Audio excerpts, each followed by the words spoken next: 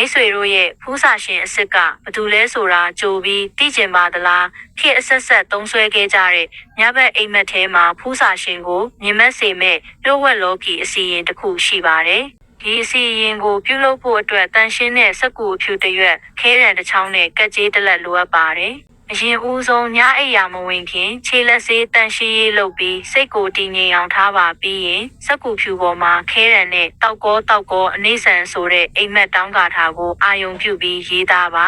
ရေးပြီးသွားရင်တော့မိမိနဲ့ဖူးစာရှင်အကြားပိတ်ဆို့နေတဲ့ကံကြမ္မာဆိုးတွေကိုဖျက်တောက်တဲ့အနေနဲ့ကက်ကြေးကိုအသုံးပြုပြီးအဲ့ဒီစက္ကူရဲ့အနားသက်လေးတွေကိုအနှဲငယ်တိဖြတ်ပေးရပါမယ်ပြီးရင်တော့အဲ့ဒီကာထာရေးထားတဲ့စက္ကူဖြူလေးကိုခေါင်းအောက်ထဲစနစ်တကျထည့်လိုက်ပါအရေးကြီးဆုံးအချက်ကတော့စက္ကူညှက်ခဲ့တဲ့ကက်ကြေးကိုလည်းမိမိကောင်းအောင်ရဲ့ဘေးနာသို့မဟုတ်အိယာဘေးမှာအနေရမရှိအောင်တေချာချထားပေးရမှာဖြစ်ပါတယ်ဒါမှသာညဘက်မှာအိမ်မက်ဆိုးတွေနာနာဘာဝနှောက်ယှက်မှုတွေမရှိဘဲဖူးစာရှင်ရဲ့နမိတ်ကိုပဲအကာအကွယ်ပြည့်နဲ့အတိအကျမြင်မရမှာပါအားလုံးအဆင်သင့်ဖြစ်ပြီဆိုရင်တော့ကျွန်ုပ်ဤဖူးစာရှင်အစ်စ်ကိုအိမ်မက်ထဲမှာပြသပေးပါလို့စိတ်ထဲကအဓိဋ္ဌာန်ပြုပြီးတန်တရားမရှိဘဲယုံကြည်မှုအပြည့်နဲ့အိပ်ဆက်ရမှာဖြစ်ပါတယ်ဒီညပဲချက်ချင်းစမ်းသပ်ကြည့်လိုက်ပါဦးအိမ်မက်ထဲမှာထူးခြားတဲ့နမိတ်တစ်ခုခုမြင်မှတ်ခဲ့ရင်ကိုမတ်မှာပြန်လာပြောဦးနော်ဗေဒင်နဲ့လောကီပညာဗဟုသုတတွေအမြဲကြည့်ဖို့